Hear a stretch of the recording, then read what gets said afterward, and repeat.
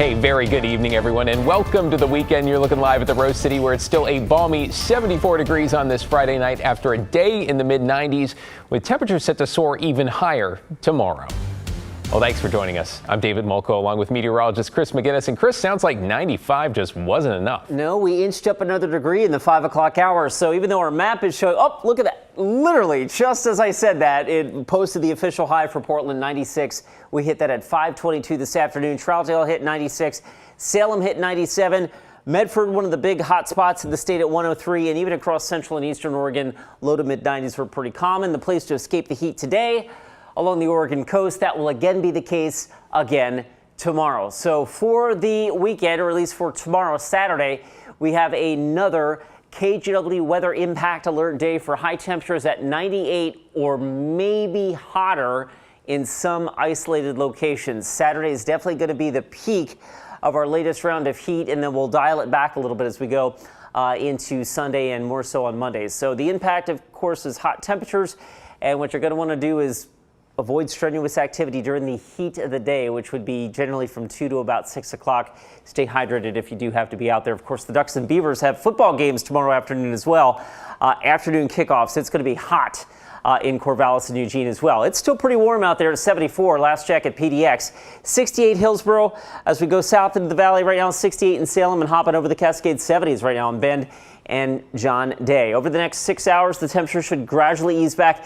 And I do think we still cool off down to about 60 or 62 in town tonight, but a mild night tonight. And David, that will serve as the springboard, the launching pad, if you will, for another hot day, the hottest day of our heat wave come tomorrow. Relief comes in on Sunday. We'll look at that coming up in just a few. Oh, looking forward to that. Thank you, Chris.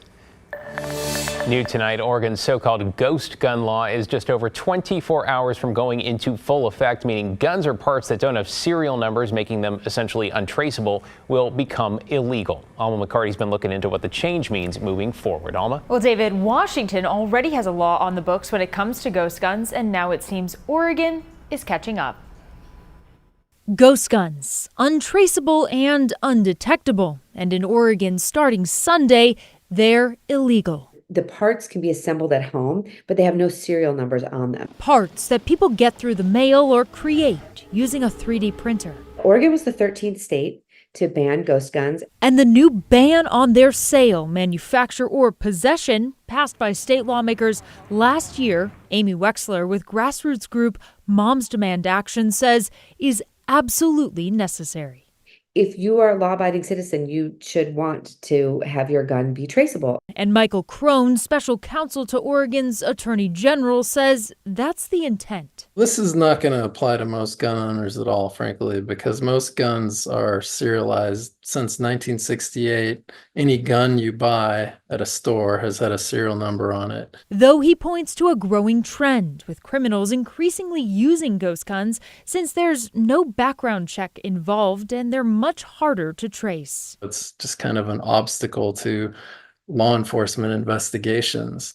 Opponents who are trying to reverse the ghost gun ban in federal court argue that it infringes on Second Amendment rights, could get in the way of buying parts, and raises questions about what to do with existing homemade guns to make them legal.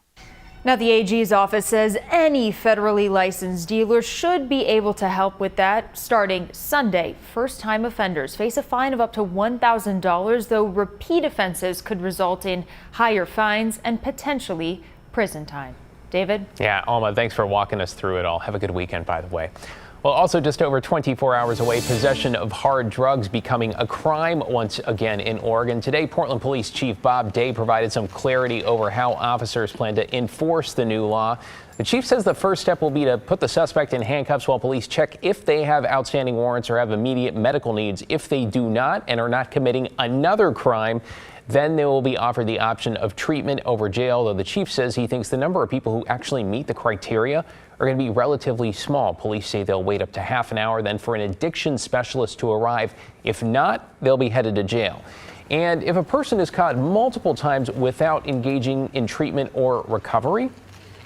But somewhere in here, common sense has to prevail, right? If it's, every 2, 3, 4 days, we're contacting this same person over the course of a 30-day period, then, my direction is going to be that we need to take that person to jail. Well, because due to staffing, deflection, as it's called, will only be offered as an option on weekdays from 8 a.m. to 8 p.m. That is in part because the county's deflection center won't open until at least mid-October. The chief says he plans to reassess how officers respond as soon as early next week. Well, meanwhile, Clackamas and Washington counties both say their deflection programs are ready to go. In Clackamas, it appears suspected drug users will appear in community court, where the DA's office will determine whether that person is eligible for deflection. In Washington County, law enforcement will hand off those eligible to a peer navigator working for a community-based treatment organization.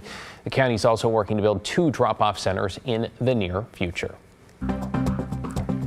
To get you caught up on tonight's other headlines now, a Southeast Portland woman was arraigned today on 15 counts of felony animal neglect. On Tuesday, police say they rescued 13 dogs and 2 cats from Susan Long's home in the Lentz neighborhood. Investigators say they received a number of calls over the last few months from people worried about animals in her care. Long is currently not allowed to care for any animals.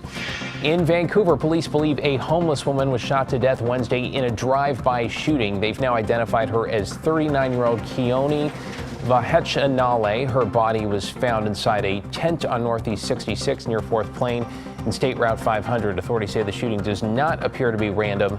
No word on any suspects. And Highway 101 will remain down to 1 lane north of Manzanita, at least until Sunday. That's after part of a bridge guardrail and shoulder collapsed on Thursday.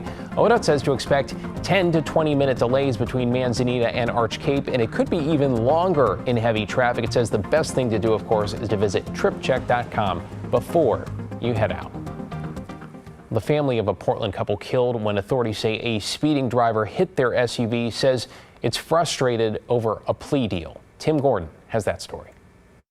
James and Lisa Johnson were 64 and 60 when they died violent deaths on Northeast Lombard Street last October. The couple left behind 3 grown children and other family and friends. Tanera Johnson misses her parents every day, and she's not alone. No one's fine.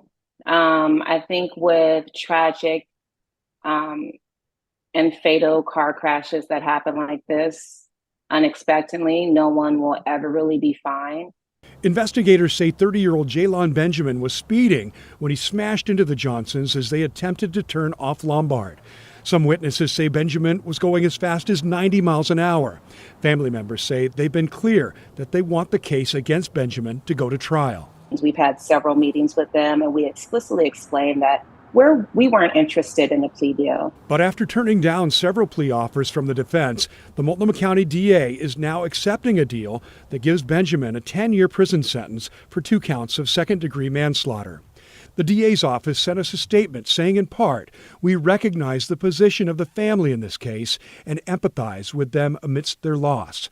But they added, the plea that was reached is very near the statutory maximum for the charges, and the determination was made to not proceed to trial. The justice system should recognize humanity, but we realize that volume speaks. And so we're going to make our voices heard. The Johnsons' family has a Change.org petition going, with community members signing on to push for safer streets in Portland and more accountability for dangerous drivers from the justice system. They say every life matters, and the loss of the Johnsons will always be huge. 2 lives were lost. 2 very vibrant pillars of the community. Tim Gordon, KGW News. You're watching KGW News, and straight ahead at 11, why you might say the Northwest has it pretty good as we head into the holiday weekend. Oh, cue the music. Yes, that music, because Orlando's coming up with the first high school football games, maybe even games, of a brand new season. Stick around.